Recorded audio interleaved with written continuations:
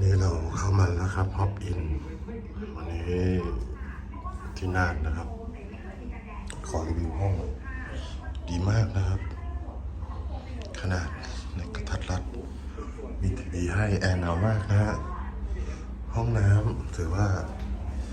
โอเคนะครับใหญ่โตสะอาดมากนะครับบ้านที่นอนนุ่มมากครับอยากซื้อไปใช้ที่บ้านเลยก็รีวิวคร่าวๆเบื้องต้นนะครับฮอปอินมีหลายจังหวัดค่อนข้างมากนะครับสามารถเข้าไปจองได้ที่หน้าเว็บไซต์เลยราคาก็คือ700นะครับ700 บาท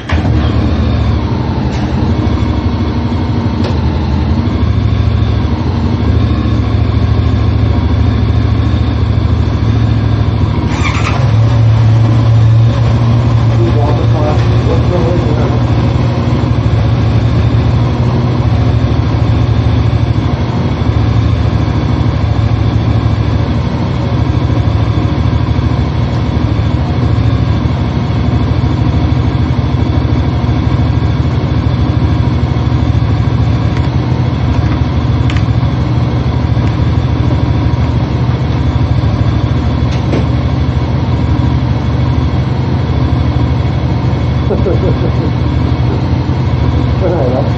ไม่ไหวแล้ว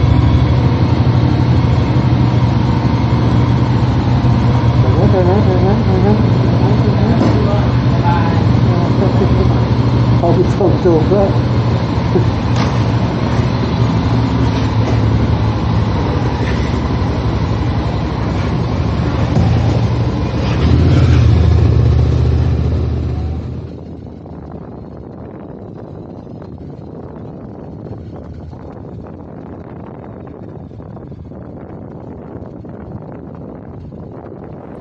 เดี๋ยวเราจะมุ่งหน้าไป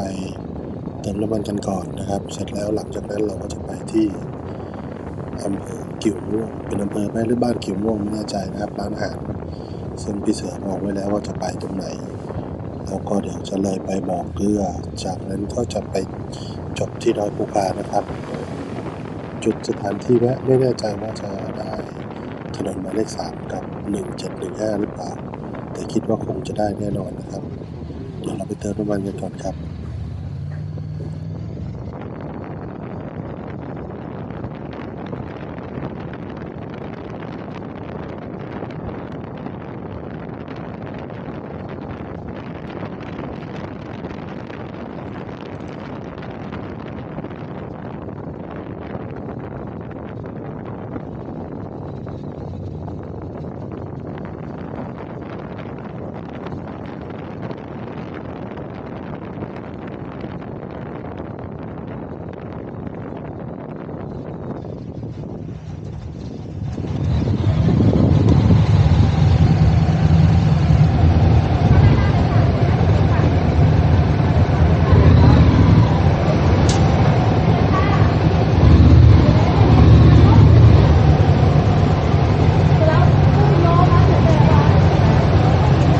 ซุปเปอร์เลยพี่ซุปเปอร์เลย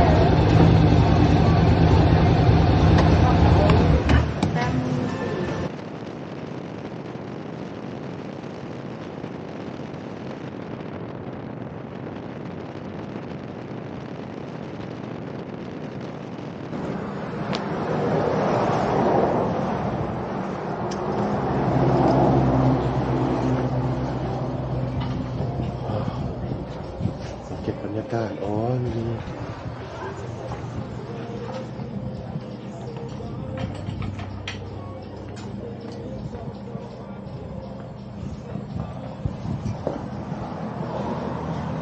แล้วไปไหนแล้ววะอ๋อไป ไปแบบไปริ้วๆอ่ะ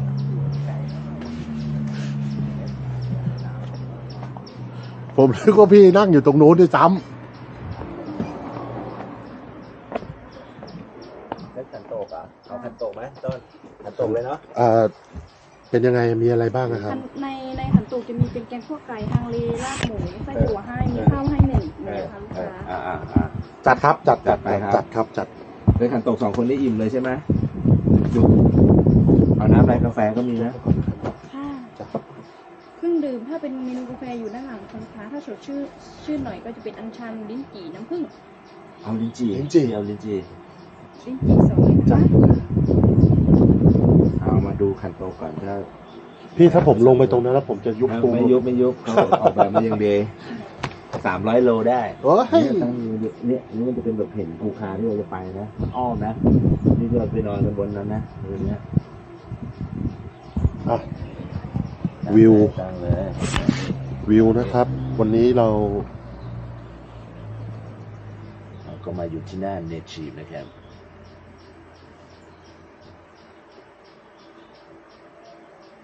ยังทำใจไม่ถูก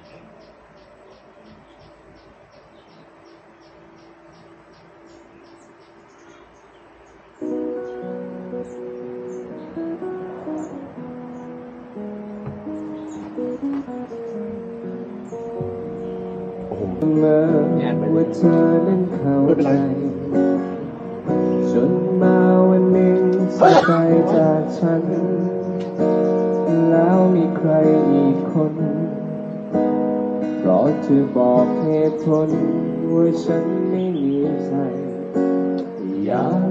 บอกให้รู้ อยากจะบอกเอาไว้ อยากเปิดหัวใจ แม้ว่าเธอไม่อยู่รับฟัง รู้ว่าสายเกินไปที่บอกที่รู้ไม่มีประโยชน์ก็จบไปแล้วจะหวังอะไร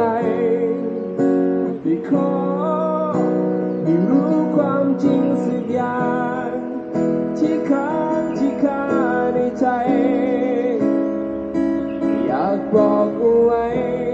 ให้เธอรู้รักเธอโชว์อยู่อย่าง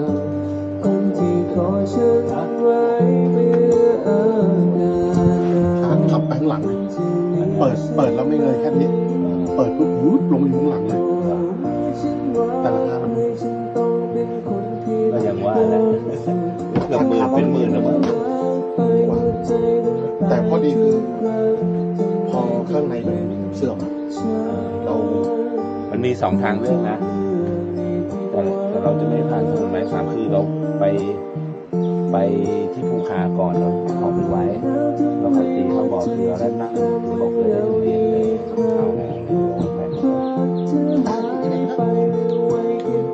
เอาเดี๋ยวไปทางนี่แหละไปคลอง3ถ่ายเสร็จพอถึงนู้นพอไปถึงบ่อเรือเร็วแล้วก็ขึ้นมาภูคาเอาของไว้แล้วตีกลับไปใหม่ก็ได้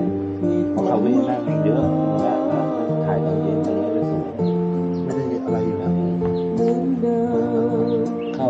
นอนระยะสักทุ่ม2 ทุ่มก็ได้เพราะว่ามันไม่มีอะไร ไม่แต่เราก็ต้องไปเช็คก่อนไง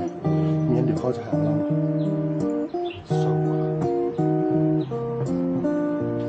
จะได้กระเป๋าว่างๆมาใส่เสบียงไว้กินตอนคืน จะได้เอาของเราออก เอาวันนั้นได้แย่ถึงกูไหม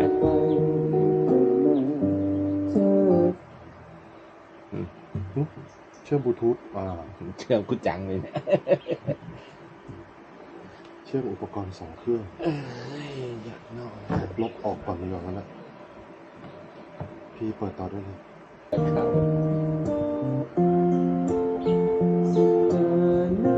ทำให้ใจฉันมีความหวังอีกครั้งดอกไม้ข้างในหัวใจฉันไม่ชูเหมือนวันนั้นก็ให้มีเป็นฉันทุกๆเรื่อง แบ่งเทียนแล้วก็เอา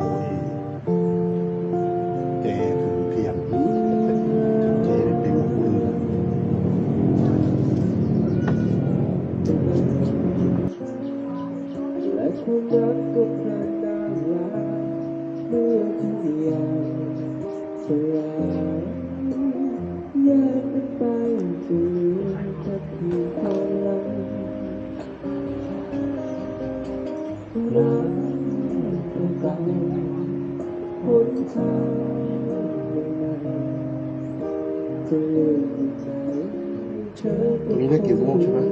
อยู่ว่า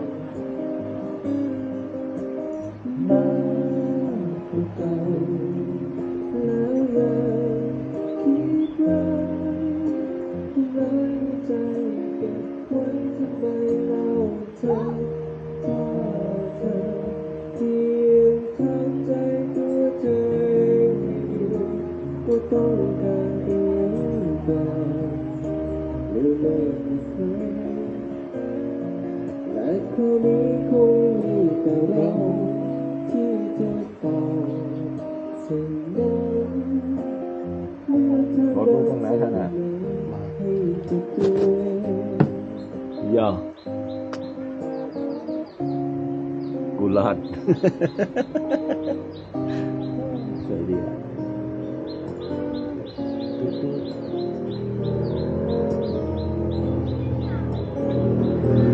เห็นรวบลงไปเลย ไอ้หายตัว ไม่กล้าเดินไง แน่นอยู่เดี๋ยวจะได้วิวข้างหลังนี่สวัสดี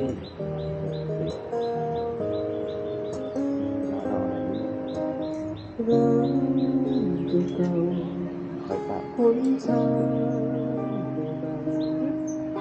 จะเลื่อนอะไรเธอก็คงรู้ แฮปปี้ถ่ายก่อนนะอุปเคนให้กันนะแท็กครับ แชร์รูปไว้ด้วย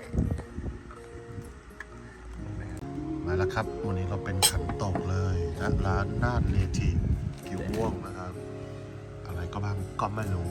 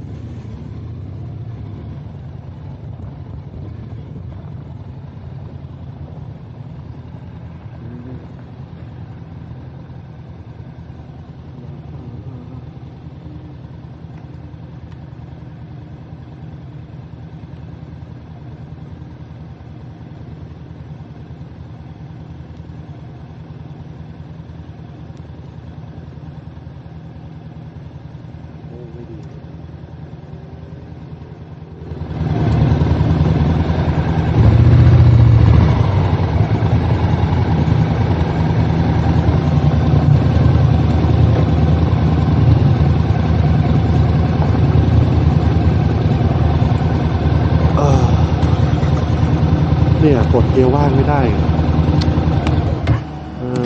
เดี๋ยวต้องคาลิเบรตเกียร์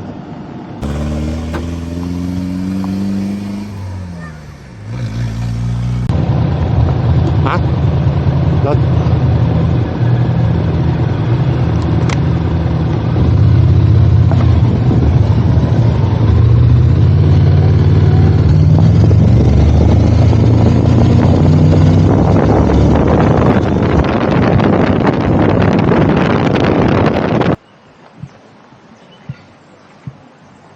มาถึงแล้วบอกเกลือจอดรถไว้เนี่ยนะครับตาดีๆมีไม่ลง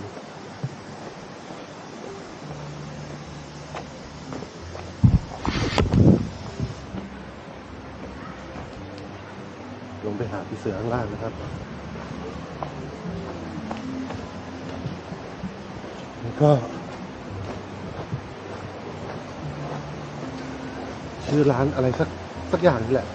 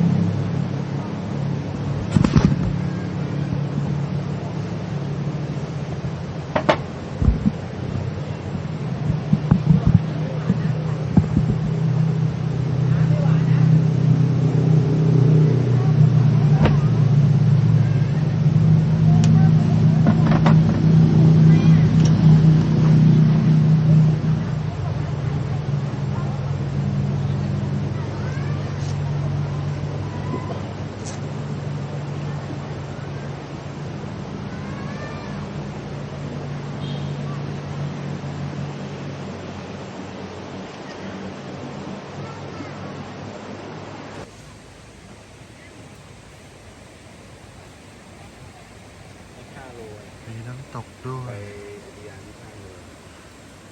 ตอนนี้อยู่ในซุ้มนะครับ ซุ้มเมืองเลย ก็ชื่อร้านอะไรนะ หลงเขาคาเฟ่ข้างบนนู้นเป็นที่พักหรือเป็นบ้านคนก็ไม่รู้นะครับบรรยากาศมีน้ำตกนะฮะดีๆสบายๆขนาดถือกล้องมือยังสั่นอะ หลงเขาคาเฟ่นะครับแวะพักเพราะว่าเมาโค้งไม่ไหวจริงๆที่สุดของที่สุดแล้ว ขี่รถเองเมาโค้งเอง ไม่ไหวครับ เดี๋ยวชาร์จแบตกล้องก่อน กดไว้ยาวๆเลยเพราะว่าเดี๋ยวแบตก็จะหมดโน้ตเอาถ่ายไว้ให้เต็มที่ก่อนแล้วเดี๋ยว มีแรงแล้วคืนนี้จะตัดต่อ เพราะว่าคงกลับลงมาไม่ไหวแล้วเหมือนกันเดี๋ยวหาร้านกินข้าวที่สปันนะครับ แวะสปันก่อนแล้วก็หาซื้อของไปเลยเพราะการออกมาซื้อของอีกรอบคืออย่าว่าแต่20 กิโลเลย10 กิโลก็จะไม่ไหวแล้ว โค้งเยอะเลย โค้งมันหนักมาก หลังจากนั้นก็เลยไปนิดนึงก็เป็นอุทยานแห่งชาติขุนน่านนะครับ เลยไปเก็บตราปั๊มกับถ่ายรูปมานิดนึง อุทยานปิดอยู่ครับตอนนี้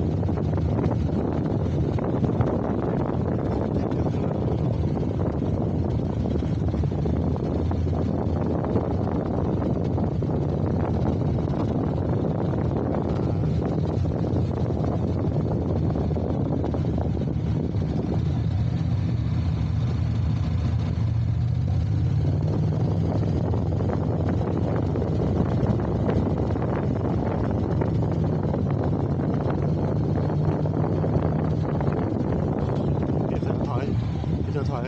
คันหน้า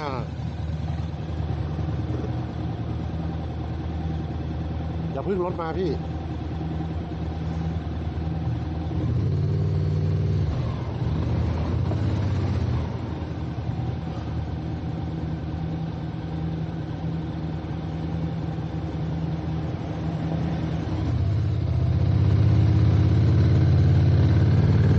รถเขาต้องให้รถลงมาให้ก่อน มันออกออฟฟรีแล้วทางชันมากนะครับช่วงนี้ครับแล้วก็นำพาเราไปร้านอะไรสักอย่างคาเฟ่เป็นเวลาที่เพราะว่าหนองดักตอนนี้เราก็ใกล้จะหมดนะครับ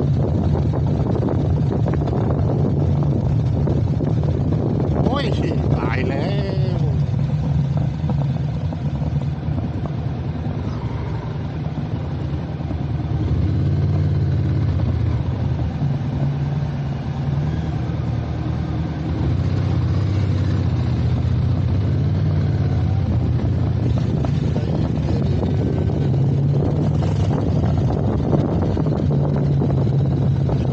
ไม่ได้โอ้ยอย่ามองถนนเลยมองแต่วิวเดี๋ยวมันจะลงไปเจ็บกระหล่ำข้างล่างนะโอ้ยลึกด้วย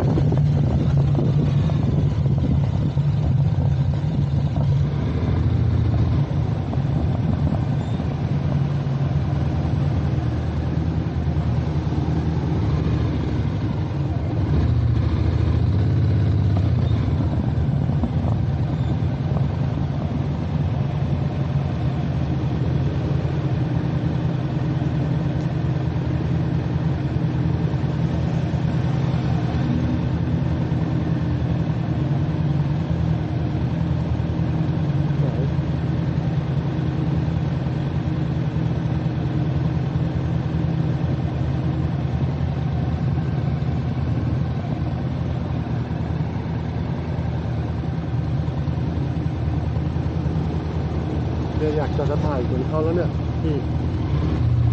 วิวมันดีอ่ะ ใช่ไหม ใช่เขาก็เอาฝัง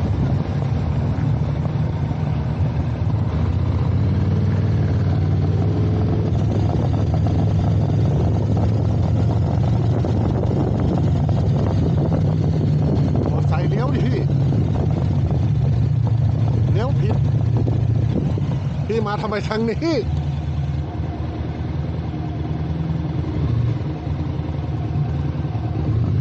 เดี๋ยว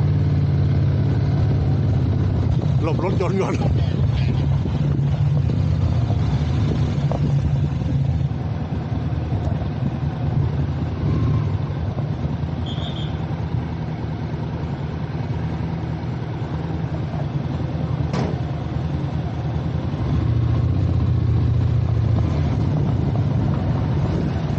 ขึ้นเลี้ยวซ้ายใช่ไหมครับ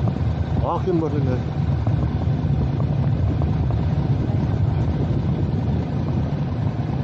เฮ้ยเฮ้ยมันลื่น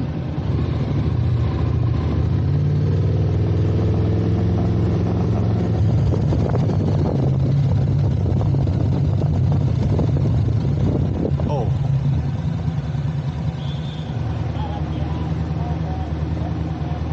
ขึ้นตรงนี้ก่อนขึ้นตรงนี้ก่อน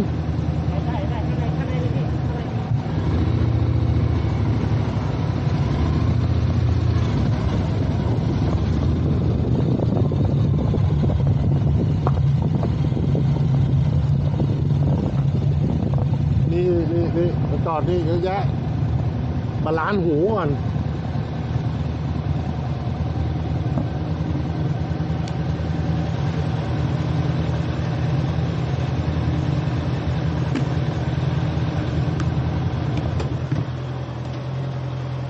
เกือบแล้วเมื่อกี้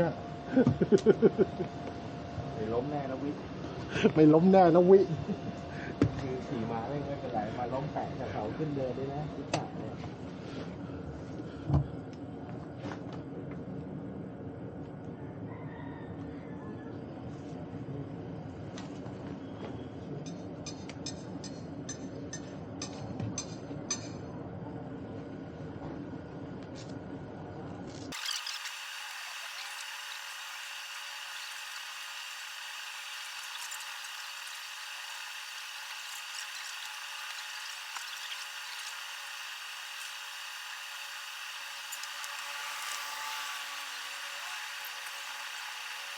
ที่กลางเต็นท์ด้วย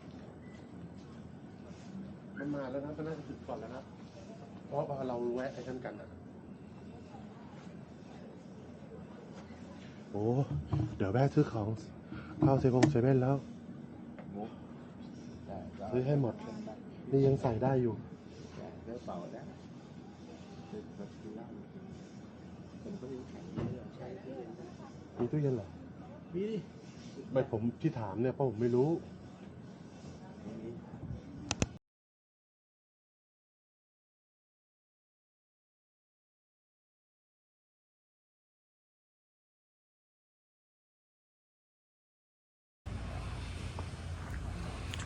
นี่ร้าน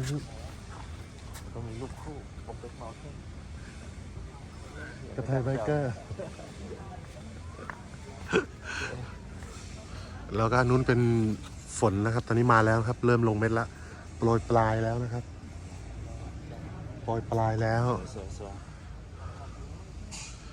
ก็ ๆวางเลย เรียกว่า ต้ อะ อง ไร ถ่า นะ ย160 องศาว่ะ เรียกว่าอะไรนะ เรียกว่าอะไรนะคาราคาเฟ่นะ อันนี้หยุดเวลา อ๋อ หยุดเวลา สต็อปไทม์ หยุดเวลานะสปันนะครับตอนนี้เป็นลานกลางเต็นท์มีนาขั้นบันไดอยู่ด้านล่างตรงโน้น แล้วก็เป็นวิวแนวทิวเขาสวยๆนะครับ มาถึงร้านแล้วนะครับ ร้านชื่ออะไรไม่รู้ร้านอยู่ข้างบน อะไรมินิมาร์ทไม่รู้ เดี๋ยวเข้าไปดูในแมปเนาะถ่ายรูปไปแล้วนะครับ นี่เรามาซื้อของเราเบียร์ทุกอย่างวันนี้ห้ามขายนะครับ ขายไม่ได้ไปแล้วครับเรียบเลย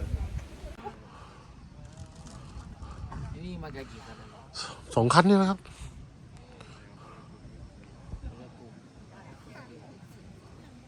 เมื่อกี้มีกลุ่มทัวริ่ง เลยตรงนี้ไปก็ไม่มีแล้ว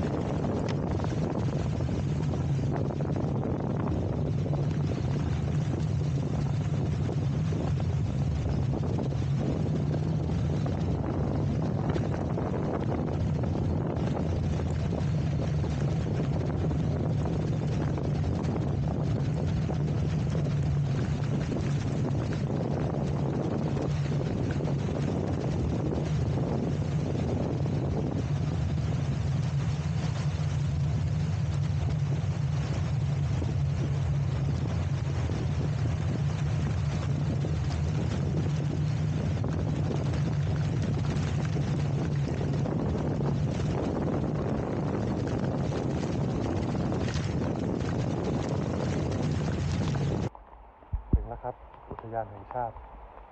ดอยภูคาพร้อมกับฝนตกชุ่มฉ่ำขับบ้านพักหลังสุดท้าย เดี๋ยวก็ขนของออกจากรถเอาเข้าไปในห้อง แล้วทำไมไม่เอาจองภูคา